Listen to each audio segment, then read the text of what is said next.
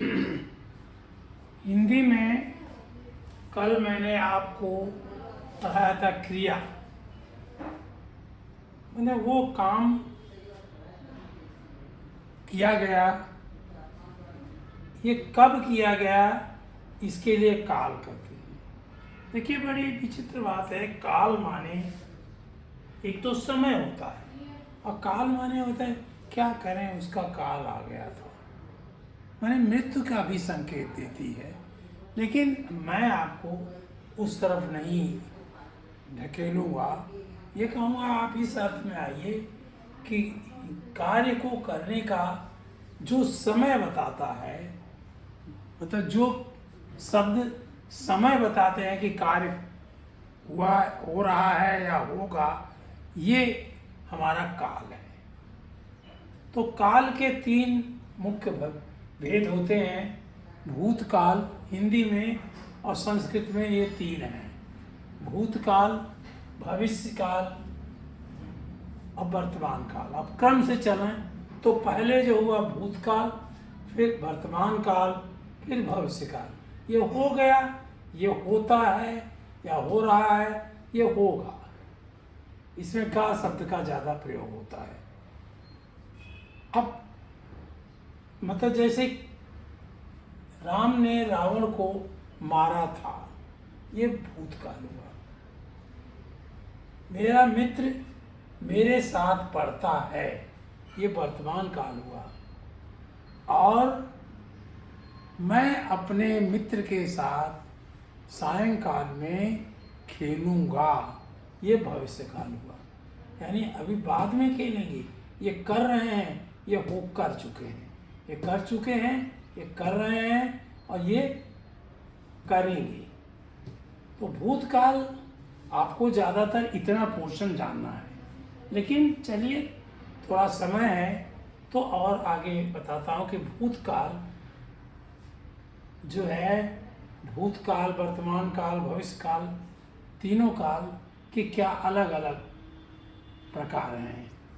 तो सामान्य भूतकाल, सामान्य भूतकाल, आसन्न भूतकाल, पूर्ण भूतकाल, अपूर्ण भूतकाल, संदिग्ध भूतकाल, हेतु मध्य भूतकाल, ये संस्कृत के ज़्यादा यूज हैं।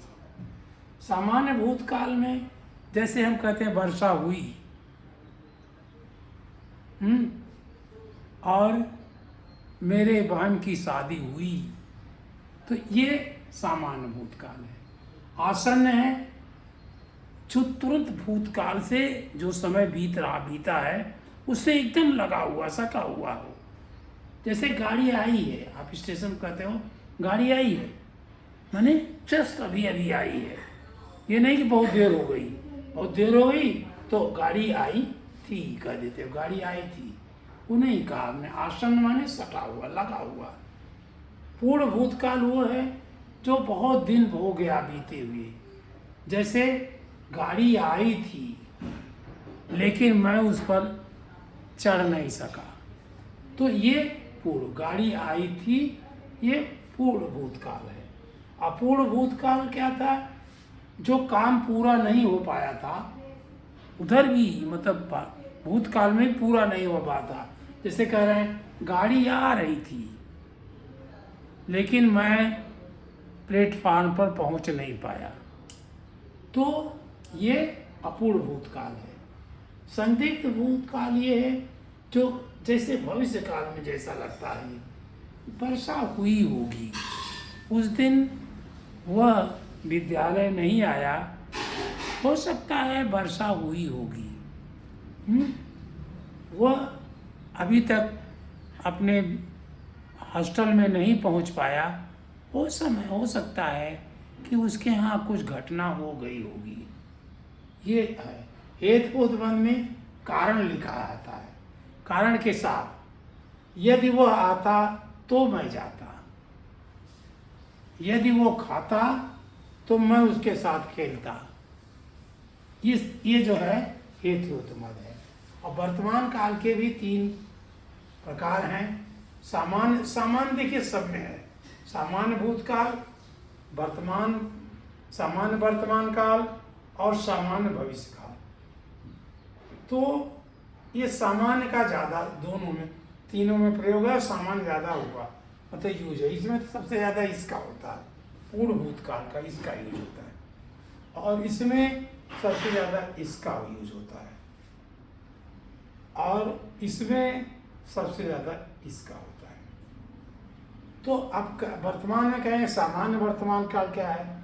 बच्चा रोता है, ये एक आदत को भी डालता है। बच्चा रोता है, मैं पढ़ता हूँ, राधा गाती है, विकास नाचता है, ये सामान्य वर्तमान काल है। बिल्कुल जो हम कहते हैं उसके लिए ऐसा करता है, मतलब एक हैबिट है, ये आदत सी बताई रही है किसी ने। संदिग्ध भूतकाल में वही वो पढ़ता होगा, मैंने पढ़ रहा होगा इस समय, मैं पढ़ रहा हूँ, मैं भी पढ़ रहा हूँ, लेकिन वह भी पढ़ता होगा। मैंने पूछा कि क्या हुआ, तो हमारे बेटे ने, छोटे पोते ने कहा कि मैं तो पढ़ रहा हूँ, हमारा मित्र भी पढ़ता होगा। राधा गा रही होगी। अपूर्ण में क्या है? अपूर्ण में ये है कि अभी पूरा नहीं हुआ, वर्तमान काल में काम चल रहा है, इसको कंटिन्यूअस, अंग्रेजी में कंटिन्यूअस टेंस भी कहते हैं। जो भी काम पूरा नहीं हुआ, मैं पढ़ा रहा हूँ, अभी क्लास खत्म थोड़ी हुई, मैं पढ़ा रहा हूँ। चिड़िया उड़ रही है, मैं देख रहा हूँ चिड़िया उड़ रही है, लेकिन कब पहुँचेंगे वहाँ ये मुझे नहीं मालूम। तो चिड़िया उड़ रही हैं। ऐसे भविष्य काल में देखिए, भविष्य काल में क्या है? सामान्य भविष्य काल, बिल्कुल सामान्य सा, जैसे बच्चा रोता है, वर्षा हुई, ऐसे इसमें मैं पढ़ाऊँगा, मैं आपको पढ़ाऊँगा। तो आप कहेंगे मैं पढ़ूँगा, तो ये सामान्य भविष्य काल होगा। संभाव्य भविष्य काल, जो संभावित है, जो जिसकी शायद शंका हो कि हो जाए, शायद वह आ जाए, शायद कोई प्रश्न हमारे परीक्षा में आ जाए, शायद ये प्रश्न हमारी परीक्षा में आ जाए, ये संभाव्य है। और ये सातत्य बोधक ये है कि ये आगे करता रहेगा, कंटिन्यूअस रहेगा। ये भी इसके जैसा है, गाड़ी आ रही है, मैं पढ़ाता रहूँगा, अपूर्ण ये भी है, अपूर्ण ये भी। मैं सबको पढ़ाता रहूँगा, मैं सबका सम्मान करता रहूँगा, मैं बड़ों को प्रणाम करता रहूँगा, ये भविष्य काल है। तो तीनों ये काल हैं, आपको ये तीन काल में ये विशेष लाइन जाननी है।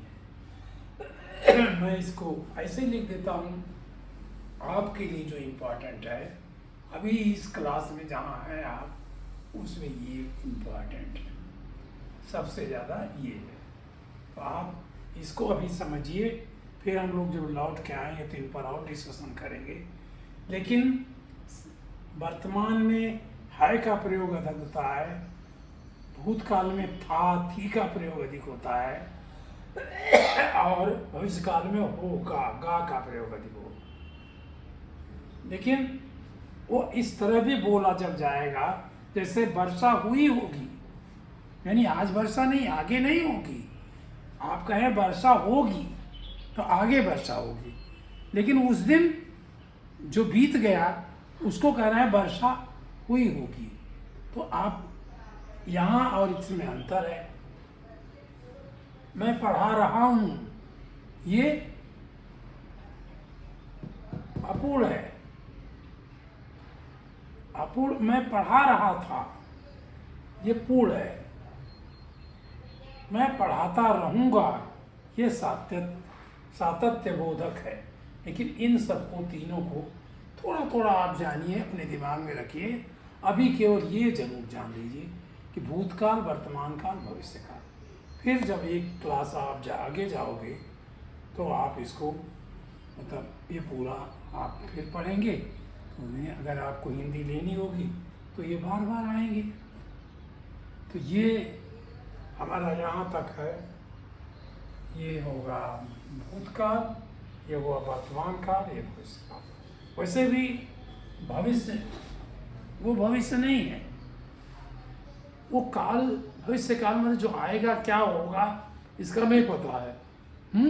इंग्लिश में एक पोयम है, trust no future however present, let the past buried its go. ये चला गया है। Act acting living present, heart within and God overhead. Hindi में हम लोगों ने उसका अनुवाद किया कि नहीं भविष्य पर पति आओ, मृतक भूत को जानो भूत, काम करो सब वर्तमान में, सिर मन धुन यह सब प्रतीत। माने आप इस समय पढ़ते रहिए। मेरा इस पोयम का अर्थ है कि जो हो गया जो उस समय बीत गया, आपने नहीं पढ़ा कोई बात नहीं, ख़त्म करिए उसे। अब आगे पढ़िए, आगे ठीक जानने के लिए वर्तमान काल का प्रयोग करिए। अब वर्तमान काल को भी देखिए, कबीरदास जी ने कहा काल करे सो आज कर।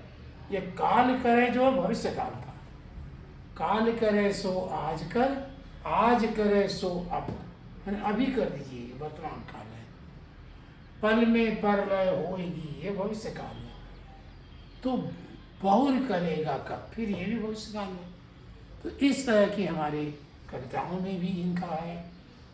आपके गद्य तो इसका यूज सबसे ज़्यादा आई है काल का, और हालांकि सभी का यूज है, संज्ञा का, सर्वनाम का, विशेषण का, वचन का, लिंग का, सबका प्रयोग है। लेकिन इतना आने के बाद आप अब समझ रहे होंगे कि क्या है। अब लिंग में पूछें गाड़ी आ रही थी, तो गाड़ी यहाँ पर कौन सा लिंग हुआ? स्त्रीलिंग हुई। गाड़ी आई थी स्त्रीलिंग है, गाड़ी आई है स्त्रीलिंग है, गाड़ी स्त्रीलिंग है, गाड़ी गाड़ी सब स्त्रीलिंग। वर्षा हुई होगी, वर्षा भी स्त्रीलिंग हो गया। वह आता तो मैं जाता, तो मैं ये पुल्लिंग है और वह भी यहाँ पुल्लिंग है। वह सर्वनाम है, ये सर्वनाम भी है। ये एक वचन है, मैं ये भी एक वचन है। तो इसमें जब वचन भी पता चला, लिंग भी पता। बच्चा रोता है, बच्चा एक वचन है। मैं पढ़ता हूं, ये एक वचन है। राधा गाती है, राधा एक वचन है। विकास नाचता, विकास भी एक वचन है। और विकास पुल्लिंग है, राधा गाती, राधा स्त्रीलिंग है। बच्चा रोता है, ये पुल्लिंग है। मैं पढ़ता हूँ, ये पुल्लिंग है। तो इस आपके शब्दों से ये आपका लिंग और वचन इन सब का भी नॉलेज हो जाएगा, जो मैं उस समय कह रहा था कि बाद में आपको पता चलेगा। तो काल से, वाक्य से पूरे पूरे पता चलता है। बस आज इतना ही। Thank you. परिश्रम करके पढ़िए। और एक बार मैं फिर कहूँगा कि मुझे पता नहीं लग पा रहा है कि आप लोग कितने लोग पढ़ रहे हो या नहीं पढ़ रहे हो। तो पढ़ रहे होंगे तब भी हमें यही लग रहा है कि नहीं पढ़ रहे हैं आप। तो कृपया हमारे इसको सब्सक्राइब करिए। सब्सक्राइब करने में कोई धनराशि खर्च नहीं होती, कोई पैसा नहीं खर्च होता है। केवल पढ़ाने वाले को, बताने वालों को ये पता चलता है कि उसके काम का कोई फल मिल रहा है, कोई रिजल्ट आ रहा है। थैंक यू, बहुत बहुत धन्यवाद।